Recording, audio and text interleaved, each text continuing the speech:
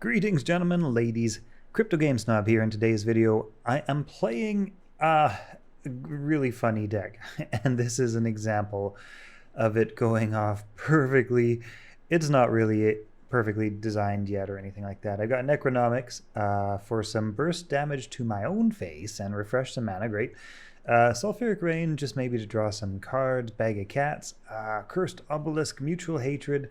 Again, do damage to myself. Das is good. And also some leechy zombies to help me to not die as much. So we got a bit of a dichotomy, I believe is the word, of intentions and desires here. This is the card that we're playing around with. Ataraxia. I think that's how you say it.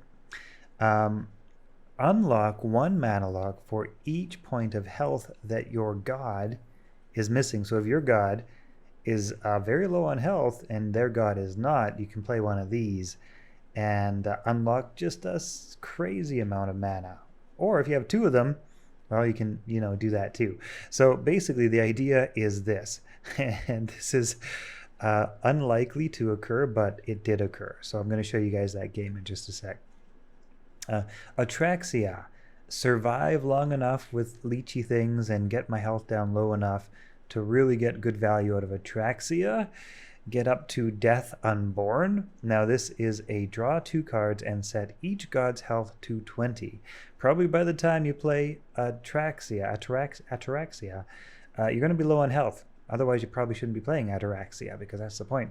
So Death Unborn levels out the playing field a bit by getting you back up to 20 health and sets your god power to Blight, which basically is a 2 mana cost god power that gives any creature burn 16. Burn 16, 1/6. So that's kind of crazy. Also destroy a random enemy creature with a cost of 5 or more if one is on the deck, on the board. APOC now. Demogorgons, and then our top end, which is what we're trying to get to with Ataraxia. We're going to try to get there extremely quickly, as fast as we can. And then we got Echophon, and we got, I think, my favorite card in the whole game, so certainly the funniest, Remnis, the Unscrupulous Gate Mage. Frontline, at the end of each player's turn, they summon a random 9 mana creature. So you drop this down, and you get a 9/9 with Frontline, and when you pass on your turn, you get another 9 mana drop summoned in. This could be anything. This could be Echophon. This could be Polyhymnia. This could be any 9 mana drop. Your opponent, when they pass on their turn, and by the way, guys, if you haven't played against this card, don't give up when you see it down. You might summon up a 9 mana drop that gives you a fighting chance. So don't give up if you see somebody drop this card. It's not over for you. You get a 9 mana creature summoned for you as well when you pass on your turn. Now, as the dropper of this card, you've got the momentum, because you got 1+1. They've got only 1 after they take their turn. Then you get another. So you got the momentum when you drop this card, but it can lead to some crazy things. Neferu's Will is in here for fun, for lols. I haven't perfectly refined this deck by any stretch of the imagination, but let's jump into a game. I'll show you the lols. I'll show you the memes. Okay, let's kick things off. Now, Ataraxia in your opening hand is kind of what we're going for. We don't want to let our health go down all the way without some sort of plan of action, and Ataraxia is our kind of one and only plan of action in this game. So we do get Ataraxia in hand. Mutual Hatred is nice because it also does damage to our face, can potentially clear out a big problem target whilst accomplishing our goal of getting our health down in the early game. Here I'm just going to pass. I could pip into a Necroscepter, but there's not a lot of damage on the board yet. And if there's a manageable amount of damage on the board, that's kind of where I want to be, because now I can sort of allow damage to come into my allow my god to take damage, whilst at the same time as not letting it get too crazy out of control with big creatures that I can't do anything about. So I do play the Necroceptor here because we want to take damage, but we also want to get high in mana. Luckily we do have that Death Unborn in hand. We have Ataraxia also in hand. Those are two of the cards we need in order to play this weirdo crazy deck. And the earlier we get those in hand, the better, because it kind of gives us a clear path of action. Demogorgon, you know, in case of emergency recovery needs, outnumber the living, also because of the zombie leech.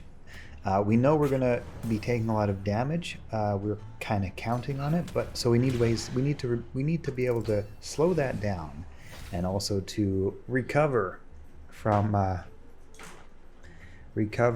all that damage. Now 16 is kind of our optimal spot. It puts us at a place where we're not too badly damaged, but also in a place where we can take a very nice amount of mana ramp, because every 4 points of damage we get 1 mana. So 4, 8, 12, 16 gives us 4 mana ramp from 1 Ataraxia. So that's a pretty optimal place. Also 16 is not so low on health that we can't do anything else. So that's actually where I perfectly got to here, but also I'm eyeing up another little line here because, well, Necronomics just came into hand. I could theoretically play something like Soulburn. Then I could throw down a bunch of zombies to start to preemptively get some healing and recovery coming again once I play Ataraxia. And then I could throw down a Necronomics for an even bigger mana ramp, a 5-point mana ramp. Or is it? Yeah, I think it's a 5-point mana ramp from Ataraxia, which is the crazy angle I decided to go with. Super high risk, of course. But I do have Death Unborn in hand. There's Ataraxia. You can see we jumped from 5 mana up to 7.1 mana. 7.1 mana. So, you know, 7 and 1 mana. So that's a pretty good jump. Our opponent, I believe, is at 5 mana this turn. Yeah, our opponent's at 5 mana and we are closing up on 8 mana. Now, my opponent, with actually great play. Great play. Really, this game was so incredibly wild and close. So he basically picked up Volka's Discovery from the Sanctum and decides to do as much face damage as he can and then just burn all of my healing. Have you ever seen that many zombies destroyed in one turn? I don't think I ever have seen an entire double-sided zombie board wipe. That was pretty crazy. So I'm now down at 4 health, but you know what? I am exactly I am exactly what I need to play Death Unborn the next turn. So as long as he can't do 4 more face damage somehow with that 2 mana left, I should be able to play this card in the most perfect of ways in this kind of crazy deck. So I'm able to pip here. 8 mana, perfect. There is no 5 mana creature on the board to destroy, but Death Unborn heals me up for 20, draws me Apocalypse Now and a Cursed Obelisk, and also reduces his god to 20. So, and also, by the way, that Blight is my new god power. I think I said it was 16 burn, maybe it was 12 burn, I can't remember. It was actually my very first time ever playing it, so so funny. By the way, much appreciation to my opponent, Zakhar. You played a hell of a game. We are not over yet, though. This game has just gotten interesting and kind of wild, but we are not done yet. So that is a huge and scary board. Luckily, not much is really that scary when you have an Apocalypse Now in hand, and I'm giving it a little thought. Demogorgon is a consideration here. Chances are Demogorgon would not get a good 3-point heal, though, and I'd probably still have to play Apocalypse next hand, or next round. So I decided to just throw down Apocalypse Now. I notice my opponent does not have Necroceptor in hand, so once that Cursed Obelisk is off, that's his value generation off the board, and so that's the line I took. Also, a second Demogorgon in hand is really, really nasty. 2 Cursed Obelisks. Yeah, some crazy options are available at the moment. Now, you could potentially argue that Demogorgon was the better play here, and I could throw down a Demogorgon, that's true, and I could heal a bit and probably, you know, kill a creature or two. But I kind of don't want to do that.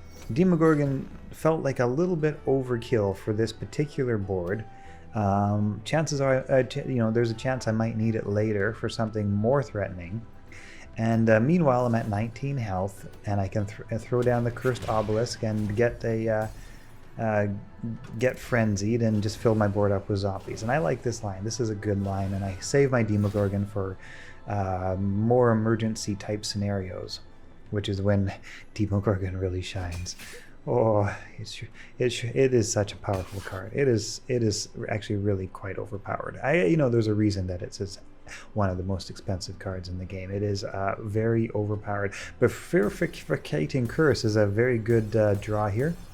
Like I say, my opponent fighting back like hell, despite I would dare say our deck value imbalance. I'm sure that my deck value was worth quite a lot more. There's the second Demogorgon, which is kind of ridiculous. That being said, you know, I've said it before, deck cost is not always a win indicator. In fact, you know, Demogorgon is very powerful, but some of the best meta decks currently are not expensive decks. Current meta Deception, current meta War.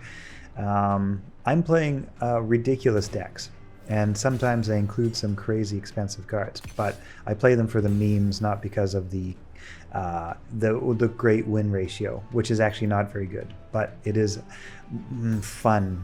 It is fun, right? And that's why, you know, you play your game for your own reasons, right? Some of us like to win, and I just like to have fun, crazy games. So this deck definitely qualifies in that regard.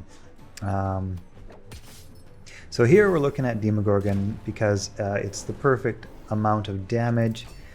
It gets a little bit of healing in my hand. I didn't really have something I liked better. Now that I don't have Soul Burn anymore, I can't trigger Frenzy to get like a Mass Rise out of Mass Rise.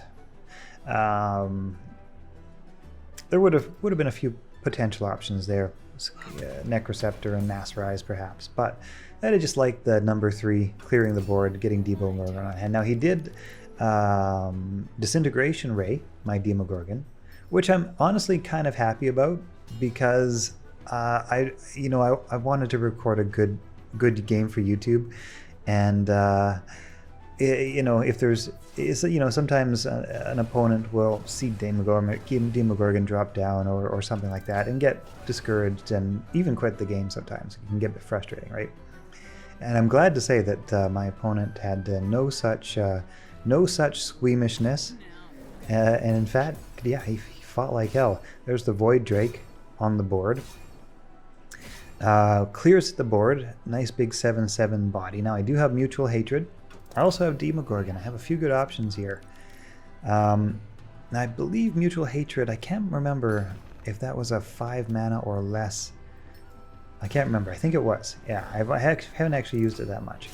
But the God Power Blight with that 12 burn and Demogorgon is just crazy. It means that the Void Drake goes to sleep and will burn up next turn, not getting a chance to do much other than clear the board, which was, you know, certainly not bad.